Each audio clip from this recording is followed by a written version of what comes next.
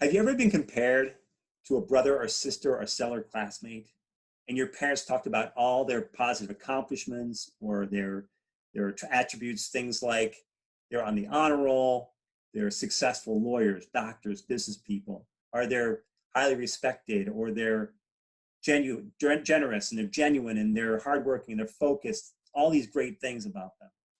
Well, think about James as the brother of Jesus. Can you imagine how many times Joseph and Mary said this to James?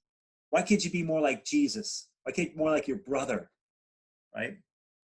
That's got to be tough. It's going to be really rough. And I can't see you right now, but I'm guessing you might be chuckling a little inside.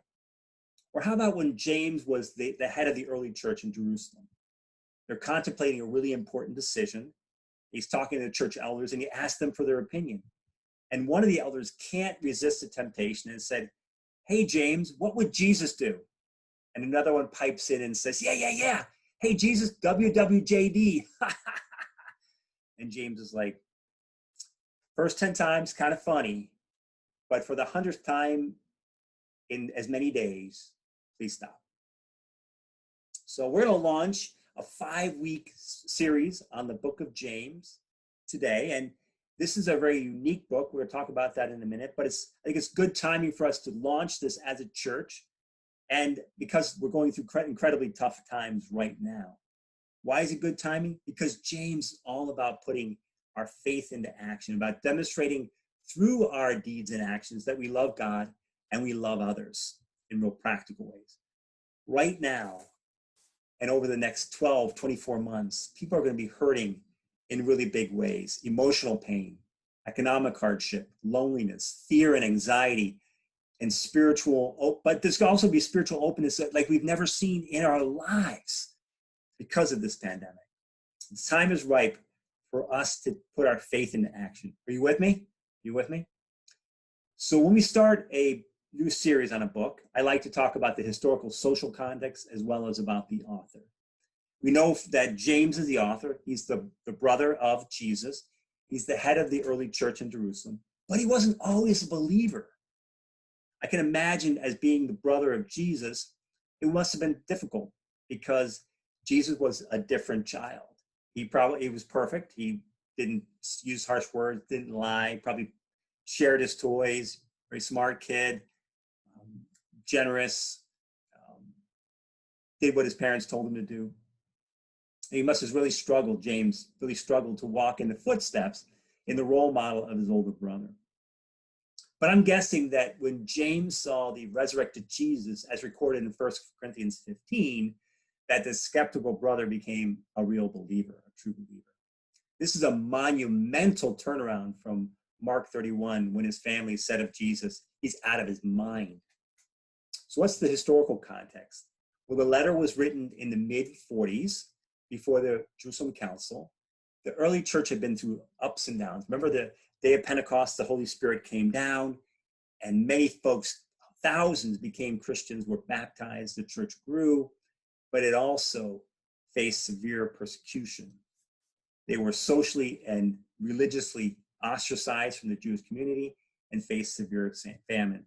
In fact, Saul of Tarsus hunted down Christians, hunted down people following the way. Many believers had to scatter from Jerusalem because they were hunted. They were feared for their lives. So James is writing the 12 tribes of Israel, the Jewish Christians who have been scattered, diaspora, to the nations, right? James in his letter provides a series of amazing, rich, unique, and practical teachings. Amazing. This book also contains a lot of proverbs. And so it can be considered wisdom literature of sorts. There's a few pithy proverbs I'd like to tell you right now, just to kind of give you an idea of some of the wisdom. In 2:17, James says, "So also faith by itself, if it doesn't have works, is dead." Faith without works is dead. This is one of the major themes of the book. 4:17 says, "So whoever knows the right thing to do but fails to do it, for him it is sin." So basically, do the right thing. Failing to do what is right is wrong. As we walk through this series, we'll see how influential the Sermon on the Mount and the Beatitudes are to James, especially themes around poverty, wealth, favoritism, and putting faith into action. This morning, we're taking a look at James 1:1-8 in a message I've entitled Trials, Perseverance, Character, and Action. In verse 1, James calls himself a servant of Christ. This is a huge turnaround, right? From Mark 3:21, out of his mind. He addresses the 12 tribes in the dispersion, in the diaspora, right? In verse 2, James writes these outrageous words. Listen to what he says. Consider it pure joy, my brothers and sisters, whenever you face trials of many kinds. Wow, that is just pure joy? Are you kidding me? Like, is this a typo, a mistranslation? Is it a joke, perhaps? What makes it even more amazing is that when you say pure joy, it's complete, utter joy. That's a lot. He must be crazy if he thinks I'm going to try to rejoice over all my trials. It's just not the natural thing to do, right? And we all face trials. Here it means hardship, adversity, troubles, things like that. Our trials and testings and stuff tend to be different at different stages of life, don't they? Almost all of us have had some of the same sorts of adversity in different degrees and magnitudes and so forth. Our trials include things like losing a job or fearing losing a job, financial struggles, stress, perhaps bankruptcy, a child who struggles in a myriad of different potential ways, right? Maybe it's our health. There's a lot of things that can really give us deep trials in our life. All this to say that we have various types of trials at various times in our lives. Right now, we're all facing an 800-pound gorilla of a trial. The virus is impacting all of us, and its trial is quite severe and all-encompassing. I believe the most difficult and devastating trials that we face are those that we face alone, where we maybe don't have the strength or we're too embarrassed to share about a child who may be suffering anxiety or has problems in school or has anxiety or depression or whatever, or that we're having an issue with our spouse, or that we have spiritual and emotional issues we need to deal with. And we become very lonely when we don't share our trials. The nice thing about this particular trial is that we have comfort of all going through it together, and we can actually comfort each other, and we should openly talk about how it is impacting us, is healthy and needful. So when James says various trials, this pandemic is a variety we've never seen in a lifetime and is impacting all of us. What trials did James's audience, direct audience, face?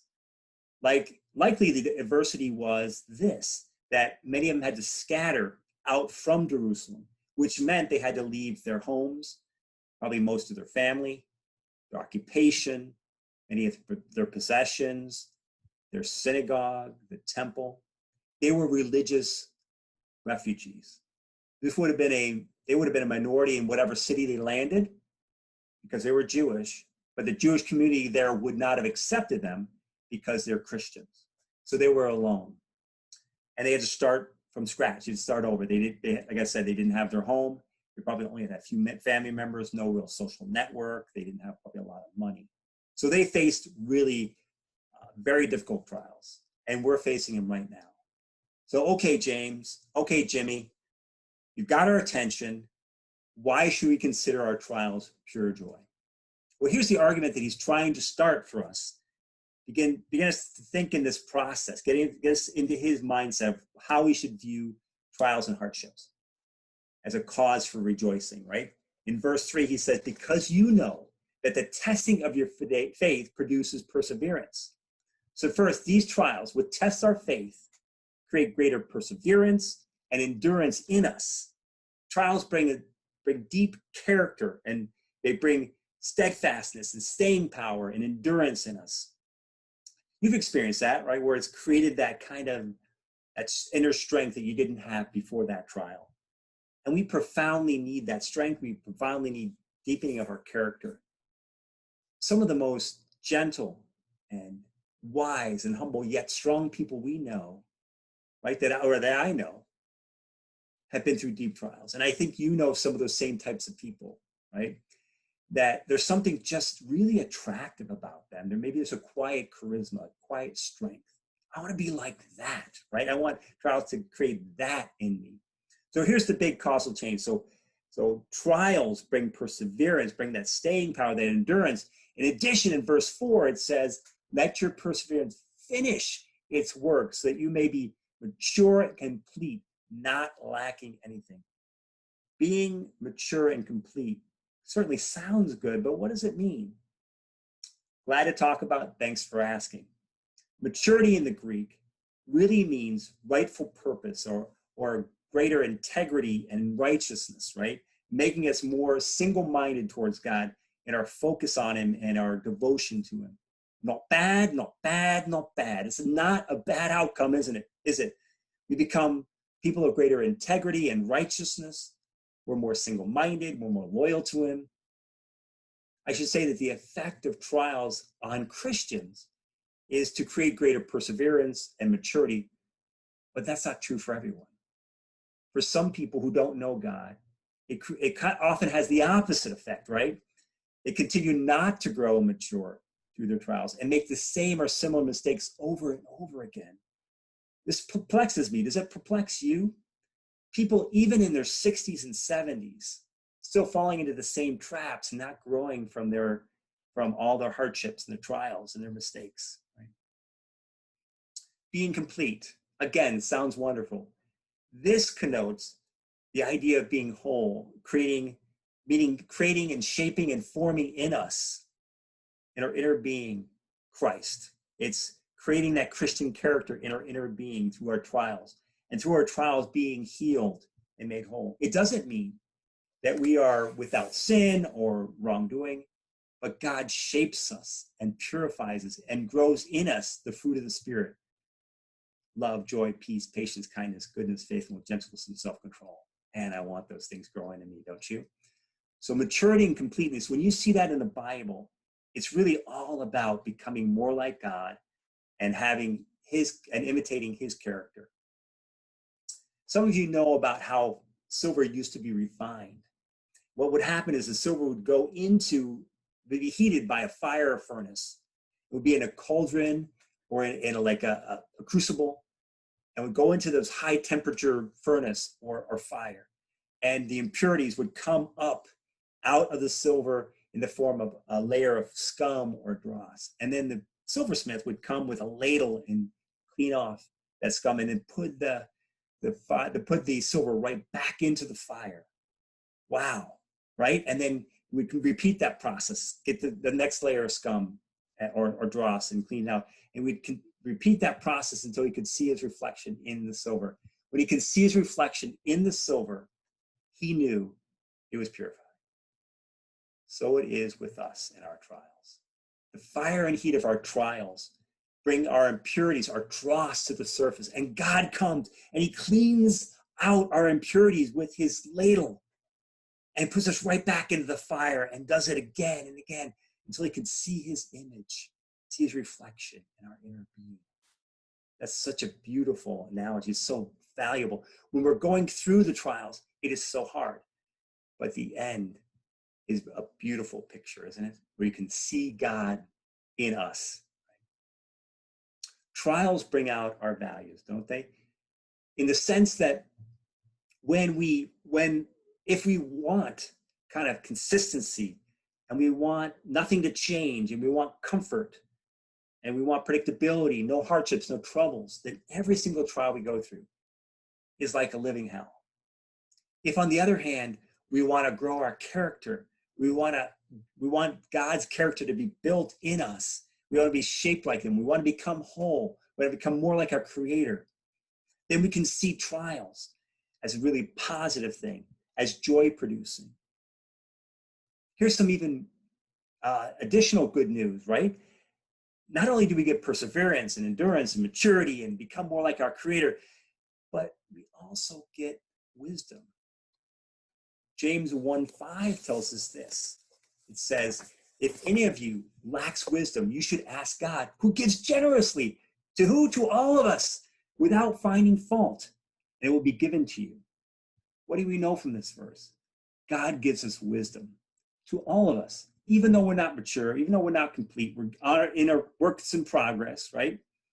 We also know if we lack wisdom, and we do, we need to ask him for it.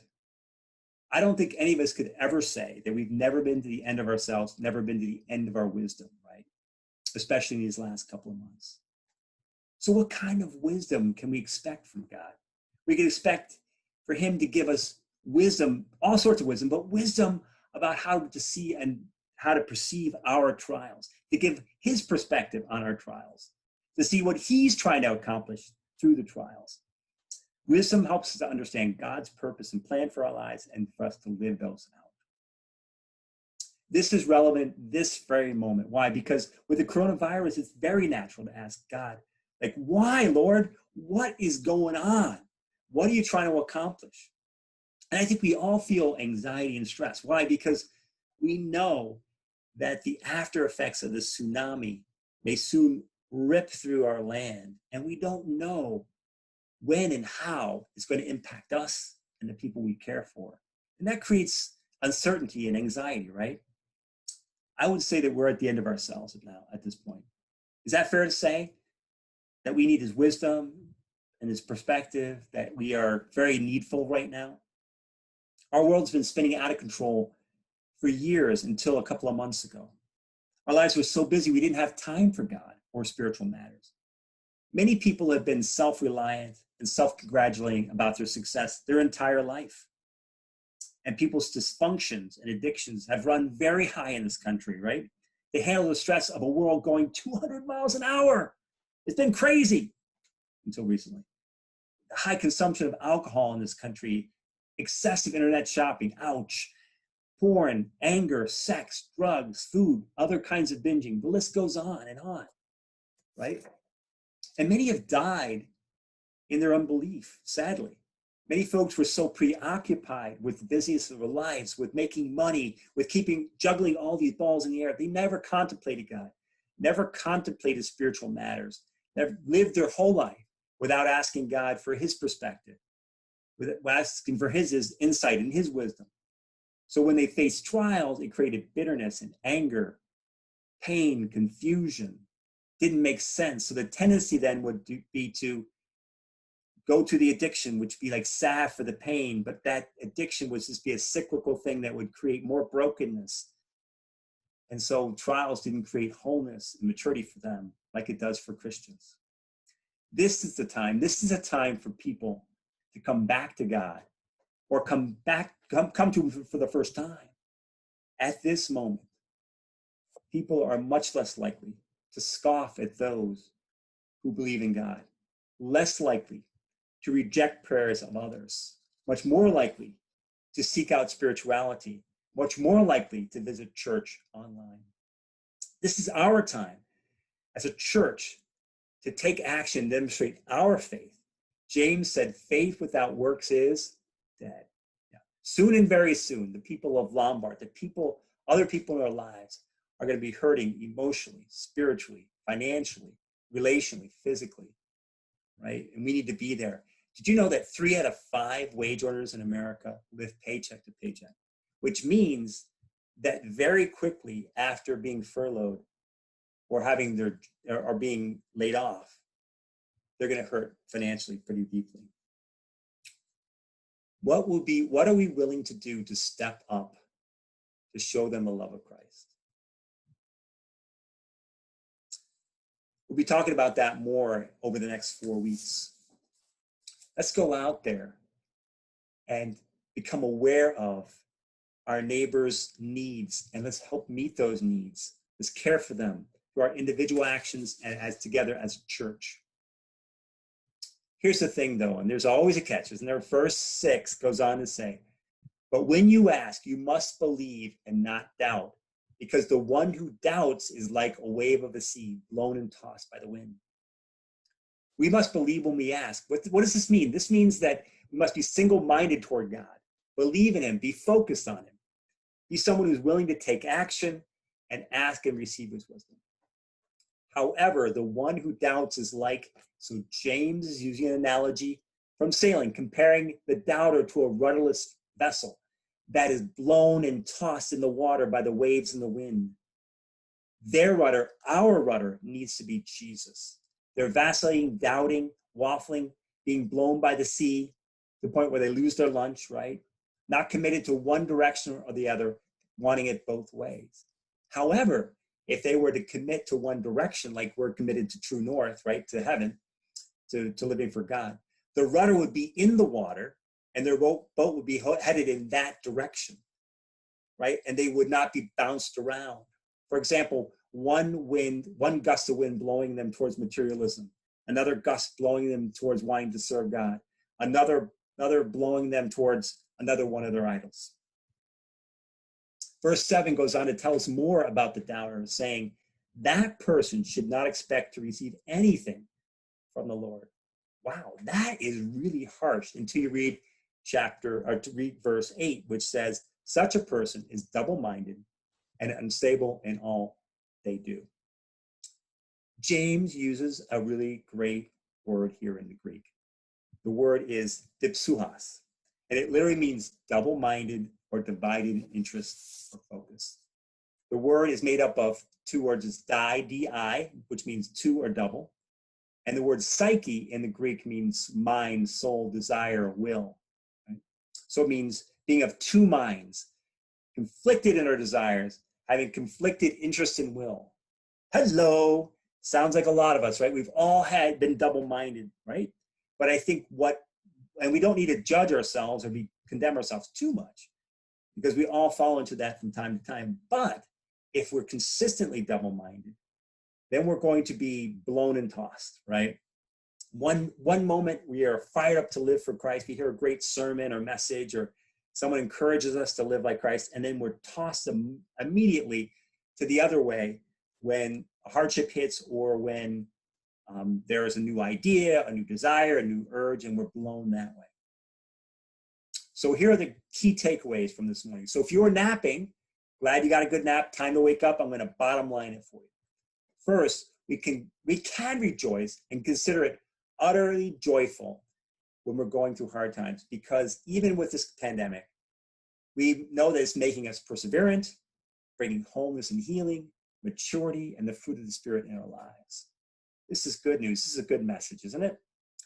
Next, God will give us wisdom to see our suffering and trials from his perspective if we ask him.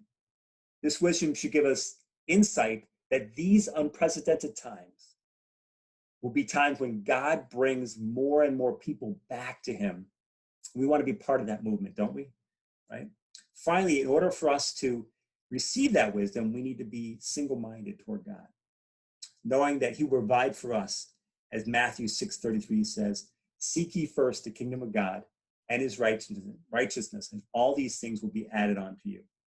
So let's not be double-minded, and so be thrown and tossed by the waves and the wind, right? By every new idea, every new desire, every new philosophy, every new urge. But it's a message like this and times like these that recenter us and calibrate our hearts so that we are focused, single-minded on God and serving him in our life. And then we can see our trials as pure joy. Amen. God bless.